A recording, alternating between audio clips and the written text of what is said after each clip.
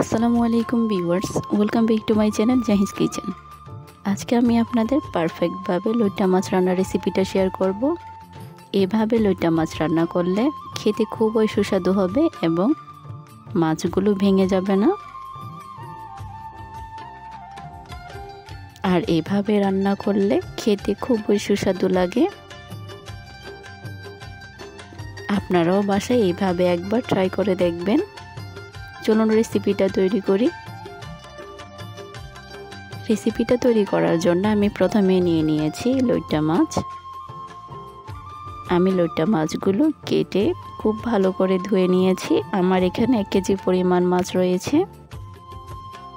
মাছগুলোকে আমি একটা কড়াইতে নিয়ে নিচ্ছি।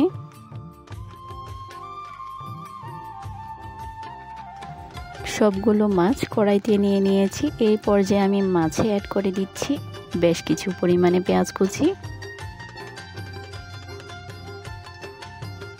এখানে আমি বাটা মশলা অ্যাড করব না। এই পর্যায়ে আমি এখানে অ্যাড করে দিচ্ছি বেশ কিছু পরিমাণে রসুন কুচি, দিয়ে দিচ্ছি কাঁচামরিচ কুচি। ঝালটা আপনাদের অনুযায়ী বুঝে দিবেন। তার সাথে দিয়ে দিচ্ছি টমেটো কুচি, দিয়ে দিচ্ছি 1 টেবিল চামচের মতো হলুদের গুঁড়া, দিয়ে দিচ্ছি খুবই অল্প পরিমাণে গরম মশলার গুঁড়া। তার সাথে অ্যাড করছি অল্প পরিমাণে জিরা গুঁড়া, 1 টেবিল চামচ দিয়ে দিচ্ছি লাল মরিচের গুঁড়া, স্বাদ মতো লবণ দিয়ে দিচ্ছি, 1 টেবিল চামচ ধনিয়া গুঁড়া। এই পর্যায়ে আমি এখানে অ্যাড করে দিচ্ছি লেবুর রস।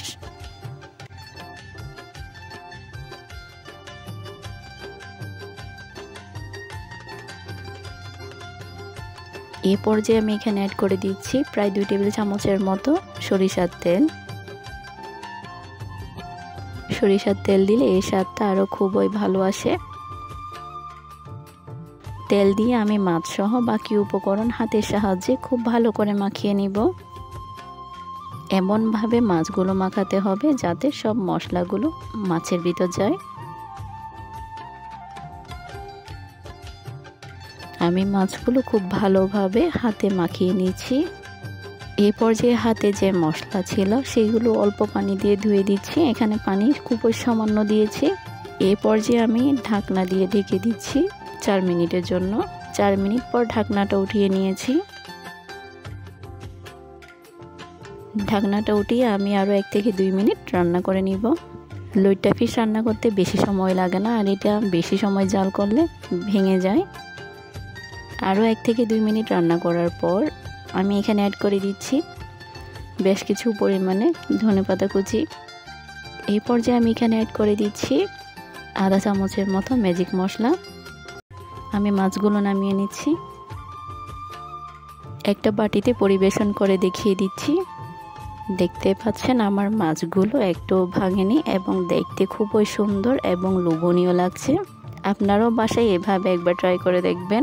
আশা করছি আজকের রেসিপিটা আপনাদের খুবই ভালো লেগেছে। ভালো লেগে থাকলে অবশ্যই লাইক সাবস্ক্রাইব করে পাশে থাকবেন এবং সাথে থাকা বেল আইকন প্রেস করে রাখবেন যাতে পরবর্তী কোনো ভিডিও নোটিফিকেশন আপনার কাছে আগে যায়। ধন্যবাদ।